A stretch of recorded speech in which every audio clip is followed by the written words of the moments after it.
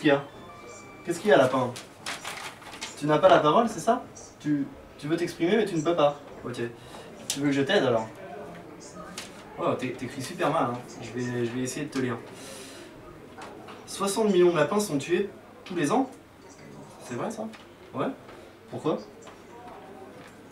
Ah, pour manger et pour la fourrure. Ah, ok.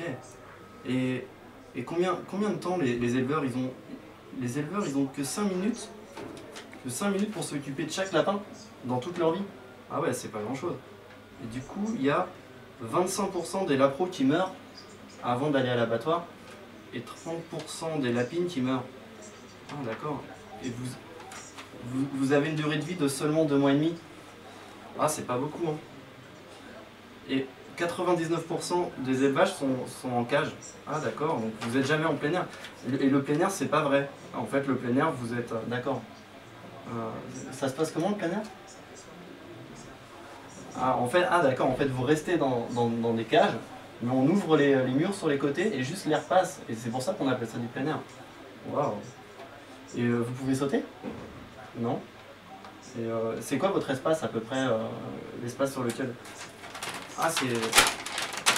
Ah, ok, c'est l'équivalent d'une A4.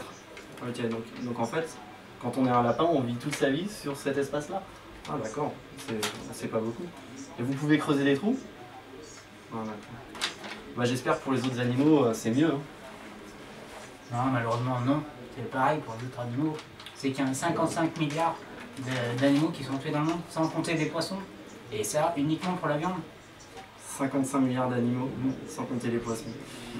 C'est triste tout ça parce qu'en plus on peut se nourrir très bien sans manger de viande et sans manger de poisson. Parce que en fait il y a déjà des milliers de personnes qui vivent végétariens et qui vivent en très bonne santé. Et il y a même un rapport de l'ADA, l'association des diététiciens des États-Unis et du Canada, qui affirme que l'alimentation végétarienne bien menée, c'est-à-dire sérieusement, est tout à fait équilibrée et tout à fait viable.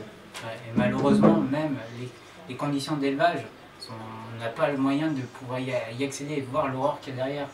Les portes restent vraiment closes et les quelques enquêteurs qui ont réussi à ouvrir tant bien que mal des portes ressortent avec des images vraiment horribles. On n'a plus du tout envie de manger de la viande après.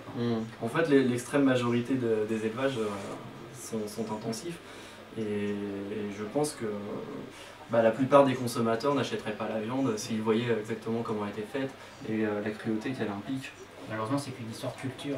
On est habitué à manger de la viande tout petit, alors qu'il suffirait de s'ouvrir et par rapport à d'autres cultures, de voir qu'on peut manger des céréales, d'autres choses que de la viande, et pas utiliser les animaux que pour ça. Avoir une symbiose avec les animaux. Voilà. En plus, comme tout concourt au même point, la FAO, l'Organisation mondiale de l'alimentation et de l'élevage, nous a appris il n'y a pas longtemps dans un rapport que l'élevage était un des plus grands pollueurs de la planète. C'est-à-dire que l'élevage pollue plus que tous les transports réunis. Et à ce titre, devenir végétarien, c'est en changeant un peu ses habitudes, faire le plus grand acte écologique qui est dans notre moyen et qui est accessible à tous et assez rapidement. C'est les aider et nous aider aussi en même temps. On est dans la planète. Donc si on prend en compte que les animaux sont des êtres sensibles, il faudrait commencer par arrêter de les faire souffrir et de les faire vivre dans des conditions déplorables. Et si vous aimez les lapins, mangez des carottes. Voilà. Comme c'est notre très ça m'a l'air logique.